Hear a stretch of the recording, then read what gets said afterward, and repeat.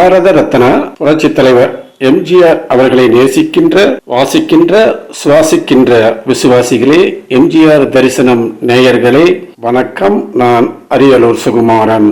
தமிழ் திரைப்பட உலகில் காலத்தால் அழியாத அற்புதமான பாடல்களை தந்து யாரும் எட்ட முடியாத உயரத்தில் இருப்பவர் கவிஞர் கண்ணதாசன் அவர்கள்.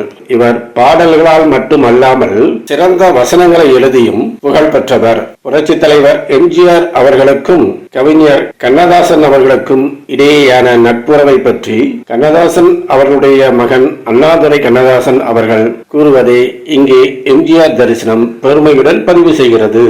மக்கள் திலகம் திரு எம்ஜிஆர் அவர்களுக்கு அப்பாவுடைய முதல் பாடல்ங்கிறது எனக்கு நினைவுக்கு தெரிந்து, அப்பா மதுரை வீரன் படத்தில் வசனம் எழுதினார். அப்போ அதுக்கும் பாடல்கள் எழுதியிருக்காரு.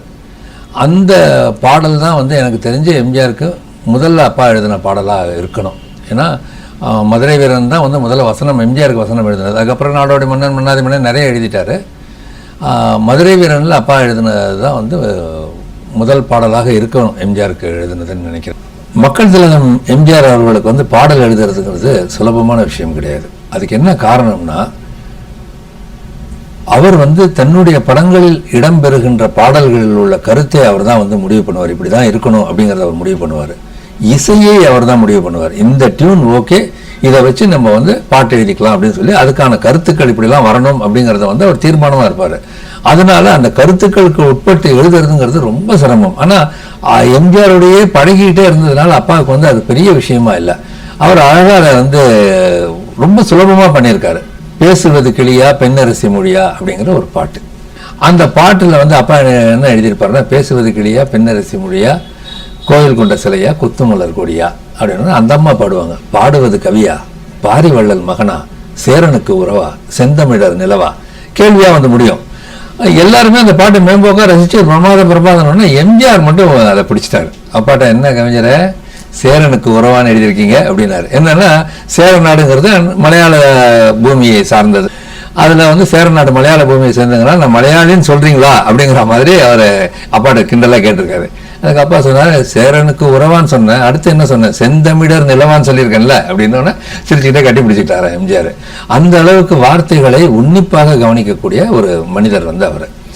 ஏன்னா அவர் இயக்குனர், கதாசிரியர், நடிகர் எல்லாமே.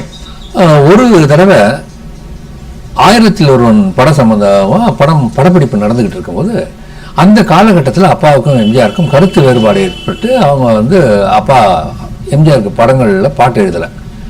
இந்த 1001 படம் பத்மினி பிக்சர்ஸ், பிஆர் பந்துலு அப்பா மீது அப்படி ஒரு மரியாதை வைத்திருக்கிறவர்.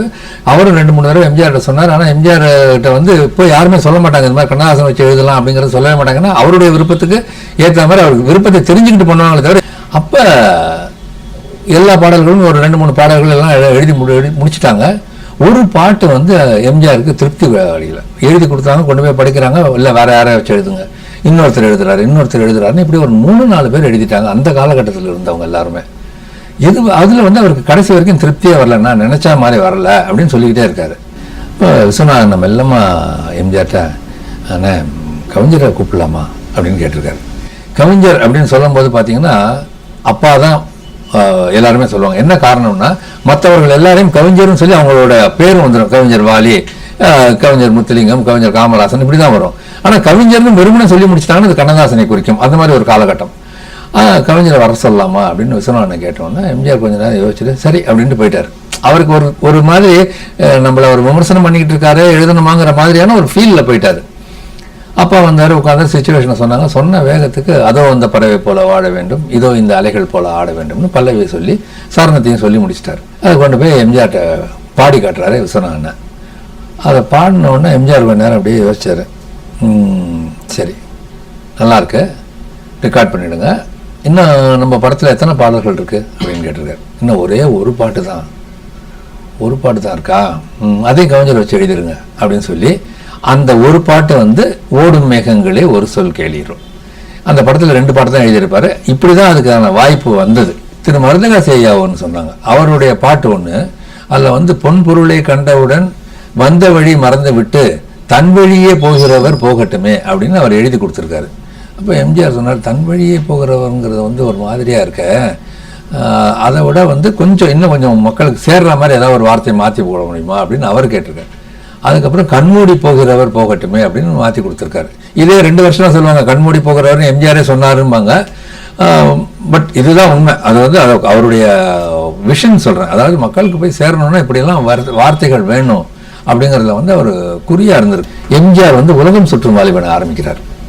உலகம் சுற்றும் வாலிபன் ஆரம்பிக்கும் போது அந்த படத்துக்கு பூஜையெல்லாம் போட்டு விளம்பரங்கள்லேயே இசை குன்னக்குடி வைத்தியநாதன் அப்படின்னு போட்டாங்க. குன்னக்குடி வைத்தியநாதனுக்கு அவர் கொடுக்குறேன்னு முன்னாடி சொல்லியிருந்தார், ஒரு படம் உங்களுக்கு நிச்சயமாக தருவேன்னு சொன்னு அதை வந்து உலகம் சுற்றும் வாலிபனில் அவர் இசையமைப்பாளர் ஆக்குறாரு. பூஜையெல்லாம் முடிஞ்சு கம்போசிங்க்கு கூப்பிட்றாங்க. அப்பா போய் உட்கார்ந்தாரு. குன்னக்குடி வைத்தியநாதன் ஒரு டியூன் போடுறாரு. சிச்சுவேஷனை சொல்லி ஒரு டியூன் போட்டார். போட்டோன்னு அப்பா பல்லவியை சொல்லிட்டார். சொல்லிட்டு மிச்சத்தை வந்து நான் நாளைக்கு எழுதிக்கும் அப்படின்னு அப்பா சொல்லிட்டு வந்துட்டாரு. சரின்ட்டாங்க. மறுநாள் கம்போசிங். இதுக்கு இடையில சாயந்தரம் எம்ஜிஆருக்கு ஃபோன் பண்ணி அவரை வந்து ஆண்டவனேன்னு தான் அப்பாவை கூப்பிட்டார். அப்பாவை அவர் ஆண்டவனேன்னு தான் கூப்பிட்டார். ரொம்ப நெருக்கமாக இருக்கவங்களுக்கு வந்து எம்ஜிஆர் எப்பவுமே என்ன ஆண்டவனே அப்படின்னு தான் கேட்பார்.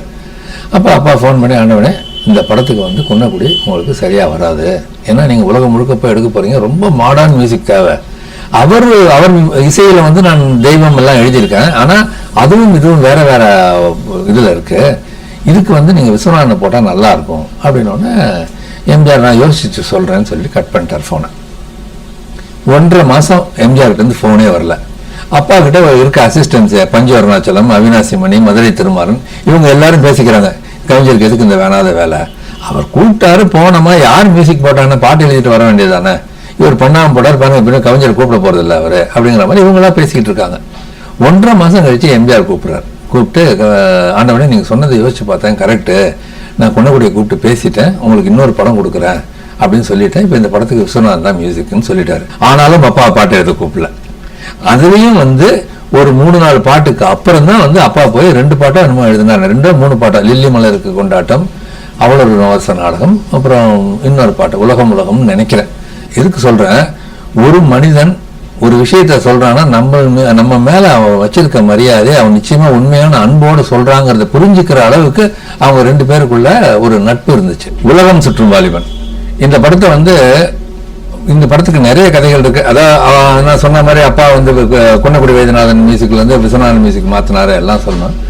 இதுக்கப்புறம் ஜப்பான்ல வந்து அந்த எக்ஸ்போ 70 நடந்துச்சு, அங்க போய் ஷூட் பண்ணியிருக்காங்க. மலேசியா, சிங்கப்பூர்னு எல்லா இடத்துலயும் வந்து படமாக்கப்பட்டு எல்லாத்தையும் கொண்டு வந்துட்டாங்க.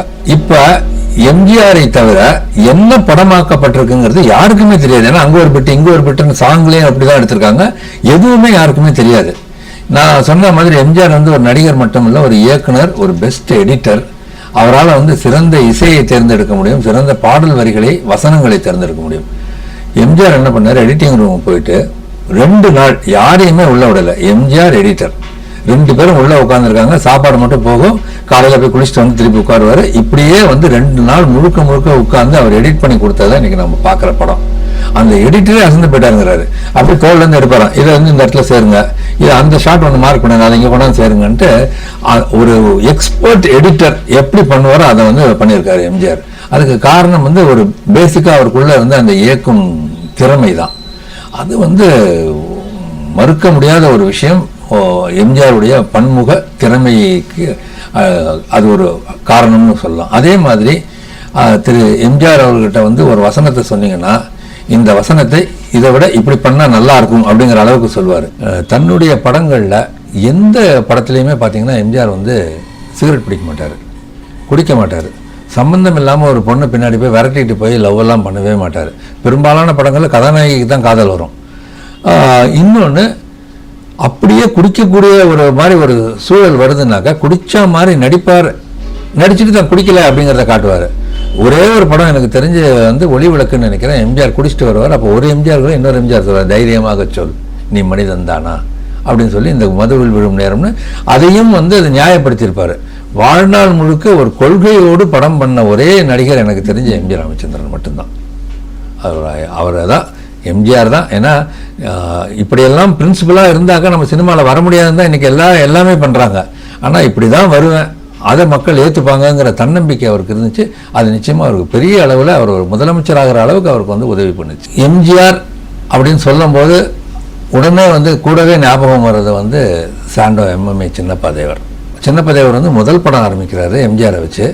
அப்பா தான் வசனம் எழுதணும் அப்படின்னு ஒரு விடாப்பிடியாக கொண்டாந்து அப்பா வசனம் எழுத வைக்கிறார். லைக் பண்ணுங்க, ஷேர் பண்ணுங்க.